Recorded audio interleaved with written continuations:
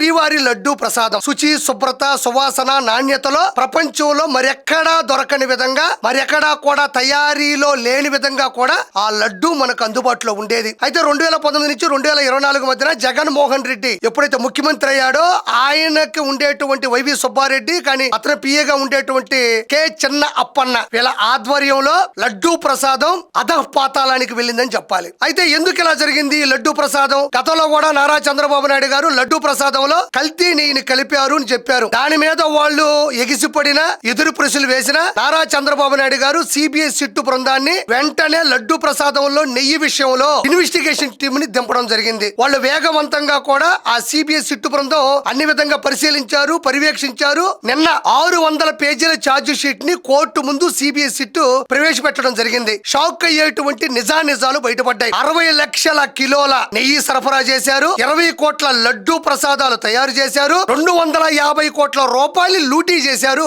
YV Subba Reddy and co K Chinna Appanna PA సాక్షిగా. అయితే అందులో 0.1% కూడా నికాస్ అయిన నిజాయితీ కలిగినటువంటి నెయ్యి కలపలేదు అన్నది కూడా ఈ రోజు బయటపడింది. వీళ్ళు ఏమాత్రం కనికరం లేకుండా, ఆ కలియుగ దైవం మీద ఏమాత్రం ప్రేమ లేకుండా వీళ్ళు చేసినటువంటి ఈ పనిని చూసి ఈ రోజు ప్రపంచ వ్యాప్తంగా ఉండేటువంటి శ్రీవారి భక్తులందరూ కూడా ఉమ్మివేస్తున్నారు అన్నది నిజం.